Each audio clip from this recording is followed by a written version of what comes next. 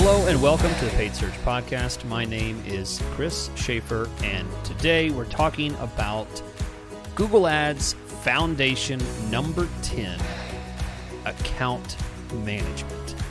If you are interested in learning about Google Ads, you are in the right place. I talk about Google Ads every single week on this podcast, and I'll continue doing it until it's not relevant anymore.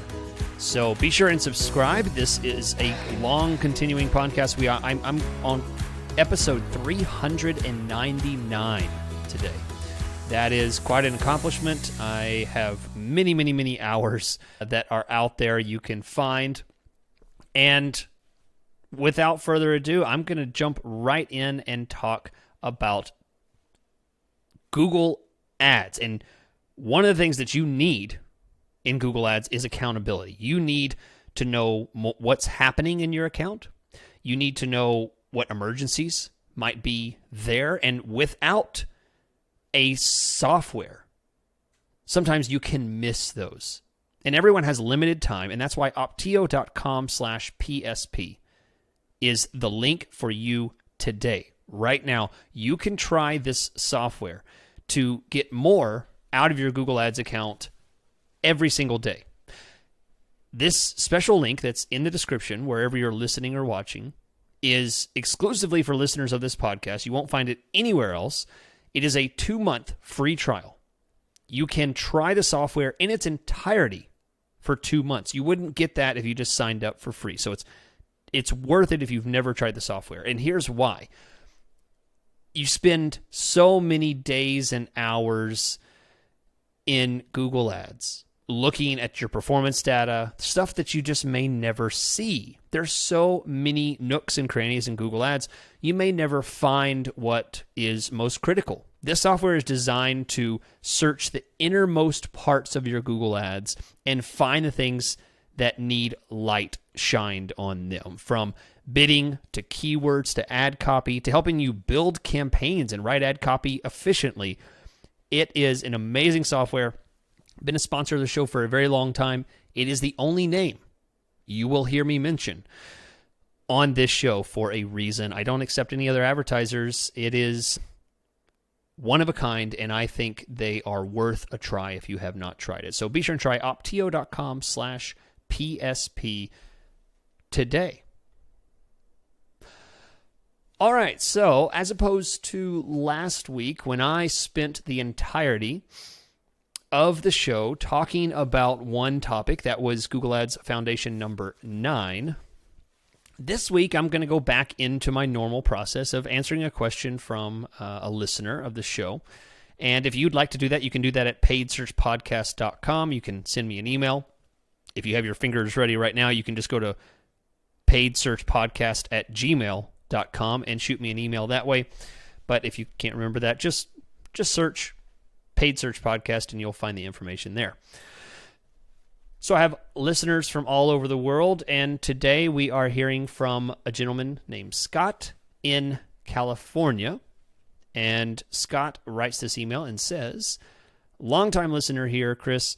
I own a fire alarm company and do only manual bids. I use a mix of phrase match, and exact match, and I was considering testing out with an experiment using some broad match keywords as well, and to see what it might bring in. I was looking over the account settings and saw this, and there's a screenshot, and I'll describe what I'm looking at. I saw this in regards to Google trying to push broad match keywords. I see that they say it provides access to additional settings such as brand restrictions. Chris, do you have more experience with this? And what additional settings does this give access to that I might be interested in?" And he adds, "Love your show. Thank you so much for helping out everyone every week. Speaking as one of the little guys out there, we appreciate it. You make a huge difference." Well, thank you, Scott. And I believe I've actually worked with Scott before in a consulting session. I think it was a while ago, but I think I remember working with you at some point. So good to hear from you again, Scott. And let me tell you guys about what Scott took a screenshot of and sent me. And you can see this in your Google Ads search campaigns. it is in the campaign settings. There's an account settings and there's a campaign settings. If you click into a campaign and go to settings, there will be something down towards the bottom of the settings called broad match keywords, where you can turn on broad match only. It has an on and an off button.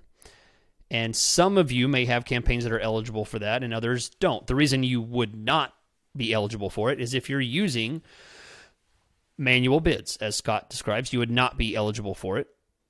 And you would be eligible for it if you're using some kind of conversion-based bidding strategy. Max conversions, target ROAS, target CPA, something like that. So, in this case, Scott sees something that he can't really take advantage of. It's grayed out. He is not eligible. As he described, he's using manual bids, so he can't. What is Scott missing out on? What is this brand restriction setting that they're talking about? Well, this is a solution that Google came up with mid last year to allow people to utilize brand keywords everywhere in their account. And you might say, well, why wouldn't anyone be able to use brand keywords everywhere? Broad keywords. I think I said that wrong. Just restate. Allow people to use broad keywords everywhere. I gave away the punch, but here it is. It's because of brand campaigns. Okay, so Google wanted people to be able to use brand campaigns and to run them using broad keywords, broad match keywords. So what they did is they set up a separate exclusion system that would only show your ads when someone is searching for the brand that you deem accessible for those broad keywords. So let me explain. This is straight from Google and the explanation of what it is. It says brand restrictions will restrict your broad match traffic to only serve on searches that include the brands that you select or products that are related to those brands. So if you just put the word shoes as your broad match keyword in a brand campaign, it would only show relevant searches that match to your targeted brand. So if I put in my brand restriction to only restrict it to Nike brand and I had the word shoes, it would only show for shoes that are related to those products of Nike or the name Nike. Okay? So Scott, to address you directly, this is not for you. You are not missing out on anything by not utilizing this system. Okay, so for the rest of you, and I'm going to say this pretty wide, I'm going to say 99.5% of you out there have no business giving up your brand campaigns using phrase and exact and utilizing this brand restriction system so that you can use broad match.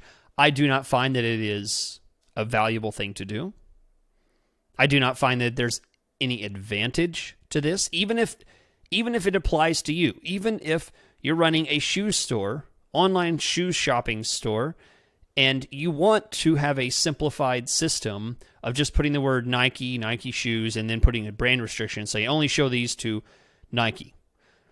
What you're giving up here, what you're losing, is far and wide greater than what you're gaining. What you're losing is control. What you're losing is the ability to analyze, manipulate, adjust, measure. Because you might have some broad keywords, and we're talking about brand campaigns here, right? Your keywords are Nike, and you want to get Nike because you're selling Nike, so it's a specific brand. What you're losing is the capacity of being able to realize, oh, I actually have a lot of these in stock, or I have a very good selection of this type of color or size, And this actually sells quite well. I'd like to focus on that. Well, if you're using these broad keywords with this brand restriction system, you have no ability to be able to manipulate the keyword targeting to better serve only this more specific area. I see no value in it. Instead, if you wanted to run a smart brand campaign where you're advertising for your own brand, you should do it with exact match, maybe phrase, mostly exact match. I was just working with a client of mine today, and I sent them a quick little video and explained, here is your brand campaign. They actually were running the brand campaign the right way. This is a client that I recently got, so I was not running it before. I said, here's your brand campaign. Let's do an exercise here. All right. So your exact match for your brand name, your company name, very specific. Nobody else is going to be searching for it. So this is a perfect scenario to test Chris's theory. This keyword, exact match keyword, had 90% search impression share. They're covering it very, very well. They have a very, very high conversion rate. Okay. So good. In their head, they're thinking, well, good, I want to make sure people find me. I want people to make sure they can find me and click on my ad and shop. I don't want any competitors stealing from my devoted customers because they're searching my brand and purchasing from me. So what I did is I pulled up a Auction Insights report and showed them that they were the only paid advertiser on their own company name. There was nobody else targeting them. There was no competition for months and months and months on this keyword. So they are spending hundreds, thousands of dollars on their own company name. And to what benefit? In my opinion, zero benefit. To make this very clear, there are very few instances when I think it's appropriate. The only time I think it's appropriate to advertise on your own brand is when you are being specifically targeted.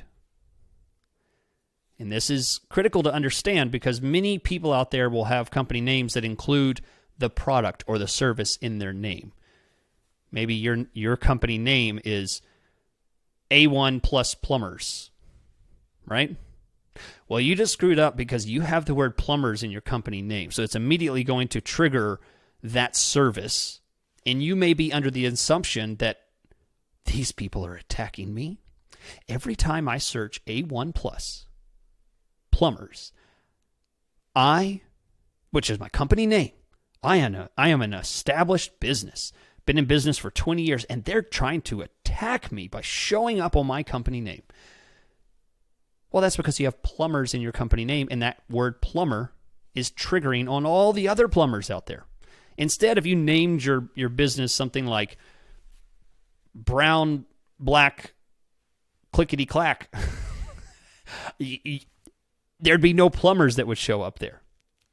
That's a kind of a cool name. But regardless, the whole point is unique business names are to your advantage nowadays, because when you have a very simple kind of yellow pages approach, right? Back in the day, you A1 or AA plumbers or something like that, and you're going to put what your company does right in the company name.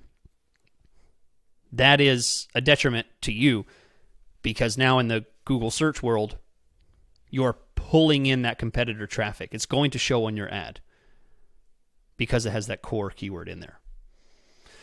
It's a big reason why I name my business Chris Schaefer. I mean, that's the brand that I go by.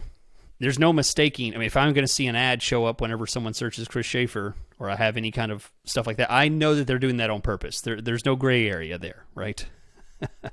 So this is very important to know. But getting back to Scott's question, I addressed it. I do not advise really anyone to do this. I do not find it to be advantageous. And it actually is a perfect lead-in to this week's topic, because this week's topic is about account management. And there could have been some alternative names that I put together for this, having to do with make your own decision, control your own destiny, take control in your own hands, but those are not really my style. I'm pretty plain Jane, so pretty vanilla here. So I just kind of go with account management. If you really want to know what it's about, you have to listen to the podcast. But the subtitle is Make Your Own Decisions. And that's what I'm going to talk about here in just 1 second. But first, I want to remind you about going to opteo.com/PSP for a 2-month free trial of the greatest Google Ads management software out there, period.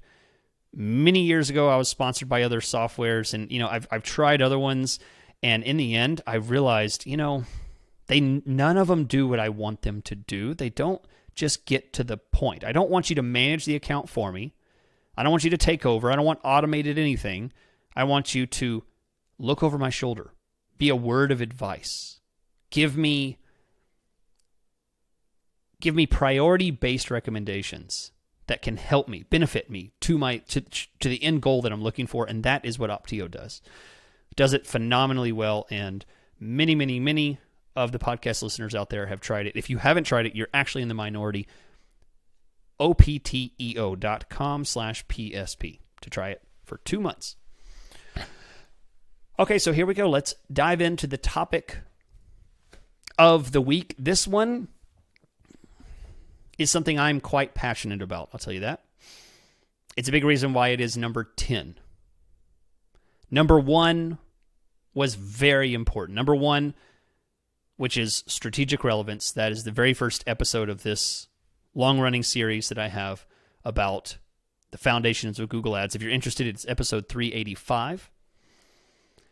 And that episode was the foundation. And this number 10 is more of a culmination of everything that I've talked about.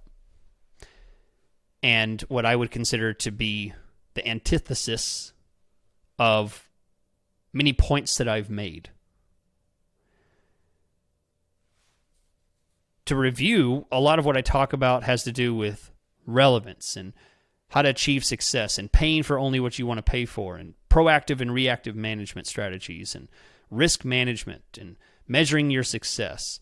All of these foundations rely on you making critical decisions based on your knowledge. What I find happening more and more often is that people are persuaded to make decisions outside of what is important for them. This topic actually came up with a gentleman I did consulting with just this week. It was a very common topic, and I realized I don't know if I've ever laid it out in black and white before on the podcast. So I decided I'm going to talk about these important topics. And the topic that he had brought up was optimization score. But before I get to optimization score, I have to start with a critical foundation of what all of this means and why I'm making this speech and making it my foundation number 10 point. And that is, you're responsible for changes to your own account.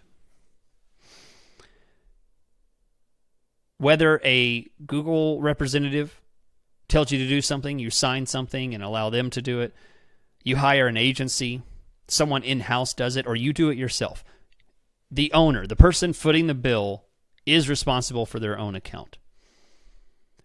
And I say this because I've had conversations where people have been near emotional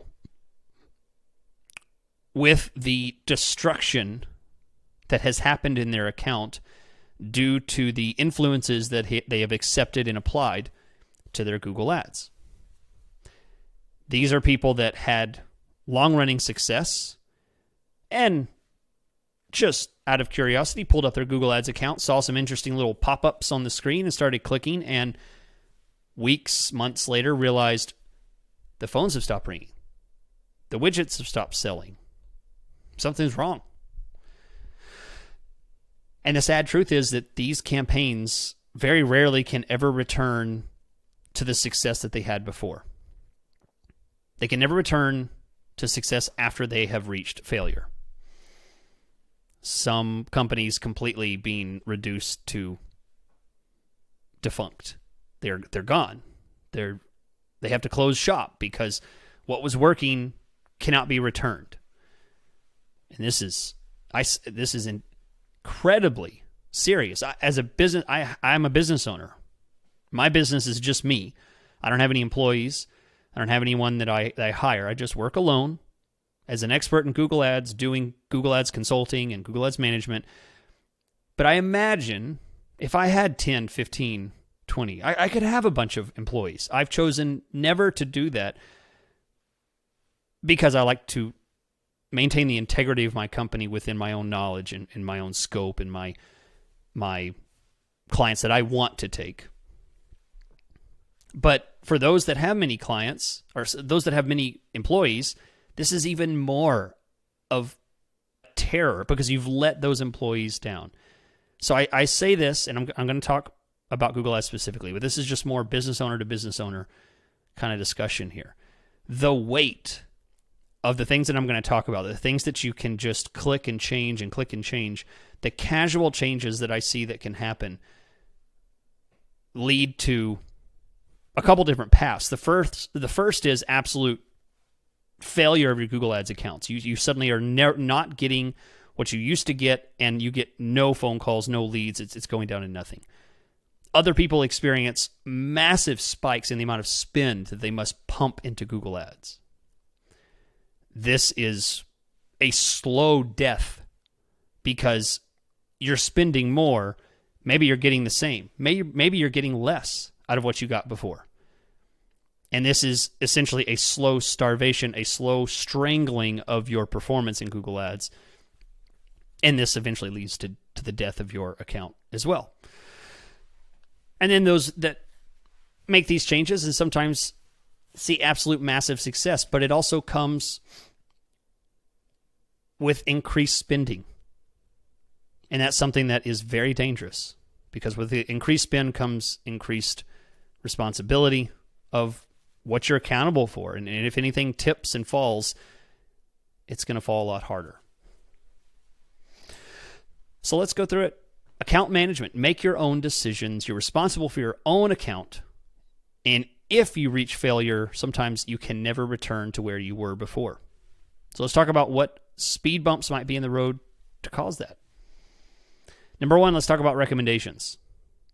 It's very aware. I'm sure if you're in Google Ads at all, you are very aware of recommendations. They are absolutely saturating the screen. Pop-ups and warnings about this in here. Recommendations are, it's a specific tab in your Google Ads account that you can see a recommendation list.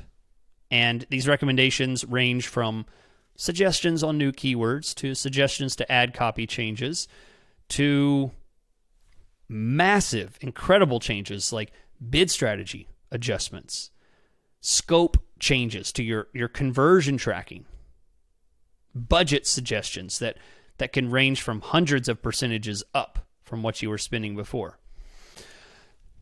These recommendations are something you should not take lightly, not something that you should just click apply and just do without great consideration. Because again, you are responsible for your own changes.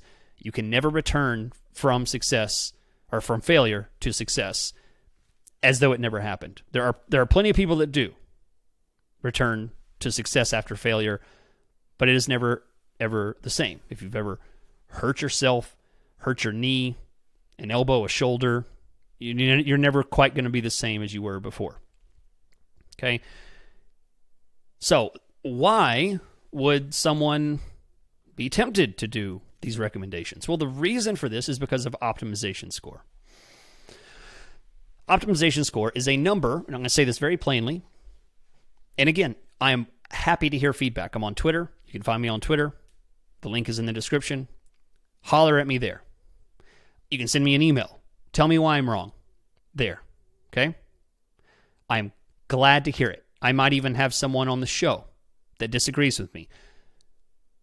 Optimization score makes absolutely no difference to the performance of your Google Ads account. Optimization score makes no difference to the performance of your Google Ads account.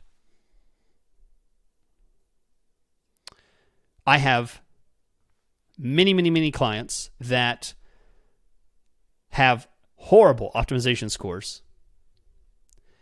And these optimization scores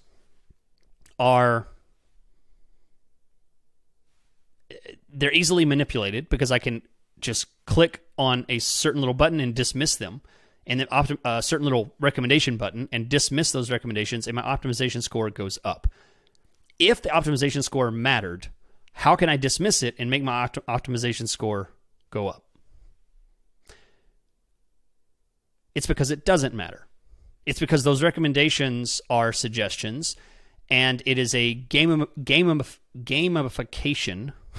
I didn't say that very well, but it is a type of game that is designed to help you be encouraged by the decisions that you make on recommendations.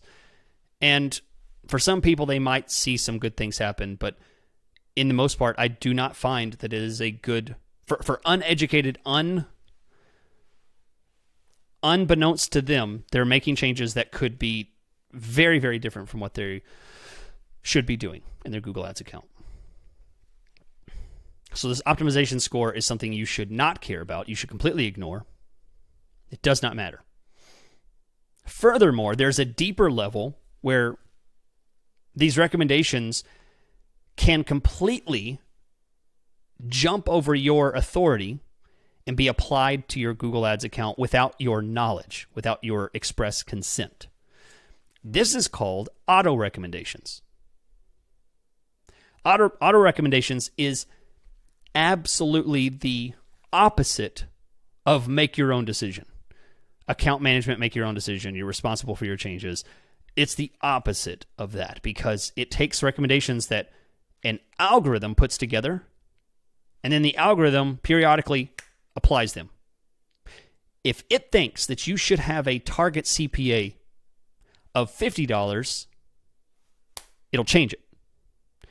Because it was at 100, you've been running at 100 because perhaps you're very interested in more domination of the market, and so you leave a very wide gap in the target CPA, so you allow the bids to be more aggressive and consume more of the search impression share, and you do that on purpose. The target CPA could change to 50, and now your bids are restricted. You may see a massive decrease in the overall volume or other aspects that are important to you.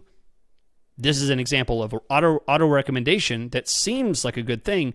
The system would deem it to be a benefit, but you have allowed these recommendations to be auto applied to your account. Now, this is, if you are not aware of this, go to the recommendations tab, look at the top right corner of the recommendations tab, and there will be a auto apply setting. If you can't find it, just look it up on YouTube or something like that. This is a podcast. I don't get into all the screen share stuff. It's just too much trouble. So you can find it. If you really want to know where it is and if you're being affected by it, find it and deselect all of the auto recommendation settings. Okay? So those are the big ones. I just hit the big ones. I want to go through about 6 or 7 more of these make your own decision examples that I have seen to be the most common failures for personal account management for someone who does not know what decisions they should make. Someone who does not understand what these suggestions could do to their account. So I'm going to go through them one by one. And if one of these rings a bell to you, I hope that you can make the right decision on what to do. Hopefully you haven't fallen victim to all of them because it could be very expensive to be the victim of all of these. But number one, this is the biggest thing, suggested budget. When you create a new Google Ads campaign, it always gives you a suggested budget. Suggested budget is bringing your child into a candy store and them dictating to you how much candy you should buy for them. Who's the adult here? Who makes the best decision about your own money? You do. Suggested budget is completely separate from success. You do not have to spend thousands upon thousands of dollars to achieve success. Success can happen in small pieces and grow over time. You don't know what I'm talking about? You aren't sure? Go back and listen to Phases of Success. That's foundation number 2. I'm going to move on. Next, for those of you that are using manual CPC, minimum bids are another influence that might happen on your account.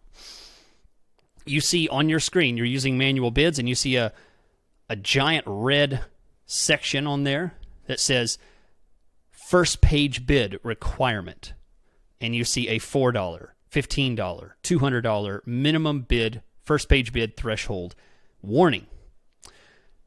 I've talked about this on the podcast, so this shouldn't be a surprise to many people, but that minimum bid is not true. You do not have to bid that amount. Again, if you don't know what I'm talking about, go listen to foundation number 6, which is risk management, where I discuss how to take appropriate risk with your keywords, one of those being bids. You do not have to adhere to minimum bid requirements.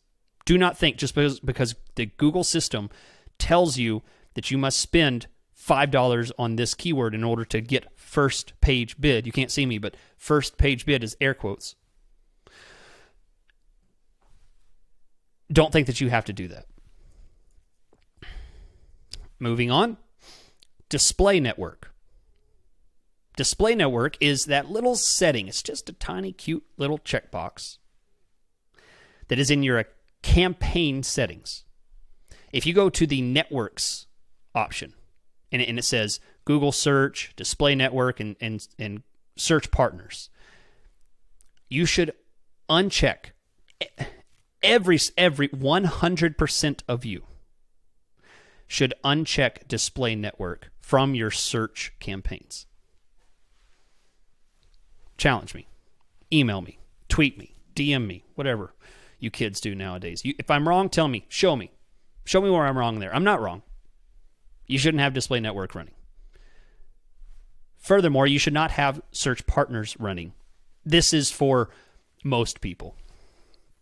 I find this to be true for most people. Let's say 80%, 90% of you. Okay, so this one, search partners, is again in that same place. It's at the campaign settings, and you should probably not be running it. For those that do run it, and I have a few clients that I do allow it to run for, you must be accountable for what that search partner network is spending, how much it's bringing in. But for the vast majority, 9 out of 10 of you, you probably shouldn't be running it at all. That is another influence that can be in the recommendations section. Turn on search partners to reach more relevant and a wider range of traffic for your business. Some kind of suggestion like that. It sounds great. Absolutely. I need to reach more people. Sure. You tell me I'm not reaching everyone? Great. Let's do that. All right, moving on. And this one's a big one. Bidding strategy changes. Now, bidding strategy changes like going from bidding strategy changes like going from manual bid to max conversions, going from target CPA to ROAS, maximize ROAS. Any kind of shift from one bidding strategy to another is a serious thing. If you are not set up for value-based bidding, in other words, ROAS bidding or conversion value bidding, it could be absolutely a destructive thing to allow the Google Ads system to change your bidding strategy, your bidding performance on a metric that you do not account for in your account. The same is true if you're doing max clicks and you change to max conversions and you do not have your conversion tracking set up properly or at all, or you don't have enough conversions, it could be to the detriment of your account to do that. This is a recommendation that can pop up, and it could be, I have seen many times, I do consulting sessions every day, and I never knew who I'm going to talk to. I talk to people all over the world, and I never know what problem they're going to have. I jump in, and I cannot tell you how many times I see someone saying, things were working really good 6 months ago. It started to slow down, and now it's completely stopped. Immediately, I think, bidding problem. Bidding problem. It's a bidding problem because usually what happens is they had auto apply turned on, or they hit a recommendation and applied a target CPA to a max conversion bidding. So what happened is it basically it restricted their bidding strategy to a point that Google can't get traffic for them anymore. Very small change, literally a couple button pushes and whole campaign stops. Just like that. And two more here that I want to share. The first is conversions. For many people, conversions is a very confusing thing. They think of conversions, they're like, what does conversions even mean? I don't understand. How do I track conversions? Are my conversions set up right? I look at the conversions numbers. They're not the same as the numbers on my end. It shows conversions when I'm not getting phone calls, and I get phone calls and it doesn't show conversions. That stuff happens all the time. Conversions can be extremely intimidating because it requires a marriage between your Google Ads and the conversion tracking tags on your website, or call tracking happening on your phone number or something like that. So it can be very overwhelming, very confusing. A suggestion that you might see when you're setting up conversions or a new campaign is to just do conversions based on someone asking for directions, someone calling a phone number, someone being on your site and being active on your site, someone viewing a certain page of your site that is considered valuable activity. These things are false conversions if you do not find value in them. For example, the Google system might tell you to track anyone who has reached add to cart, or someone who has signed up for a newsletter, or someone who has navigated to your contact page. These are not conversions that would move the needle for your business in any way. There's a couple more steps until actually there's value there, right? They need to add to cart and then purchase. They need to go to the contact form and then fill it out. They need to navigate to this part and then take the action. A conversion that does not have value associated with it is a false conversion. Very, very, very rarely should a conversion represent anything other than something that has true value for your business. And this leads to massive issues because pair a bad conversion tracking system with max conversions. And what do you get?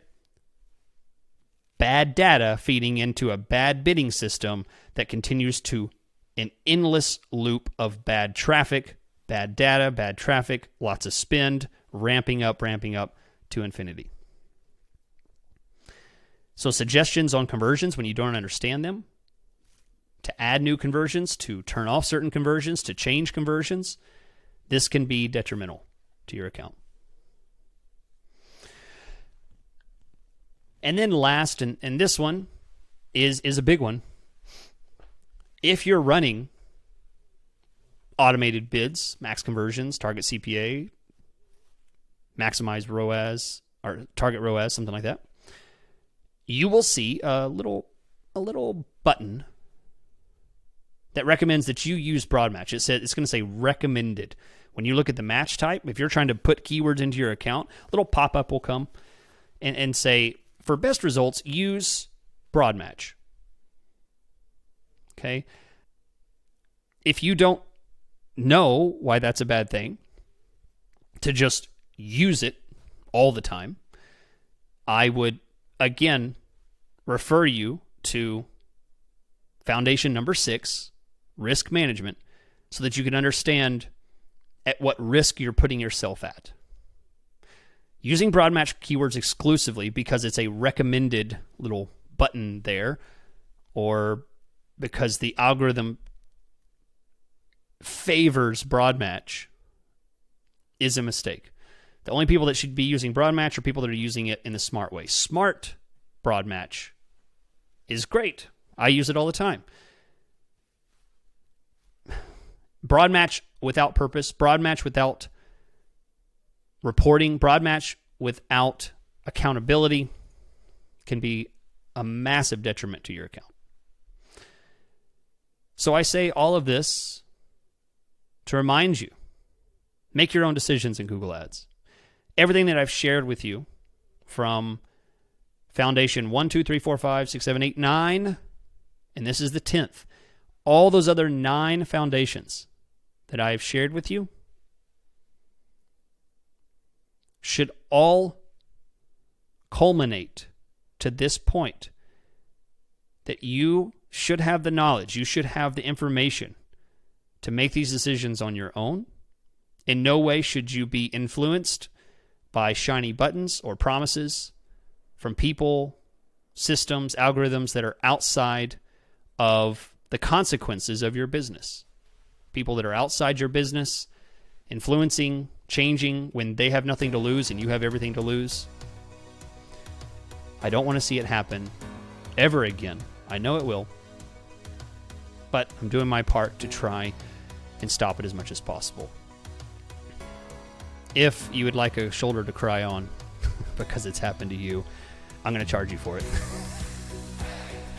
But you can find me at chrisschaefer.com. Link is in the description wherever you are listening or watching. If you found this enjoyable, please tickle the algorithm. Like it, share it. Anything that you can do on whatever system you're listening on would be greatly appreciated as I get the message out and try and bring up the foundation, bring up the education, bring up the standards of the PPC Google Ads specific world, one podcast at a time. Thank you so much. I will see you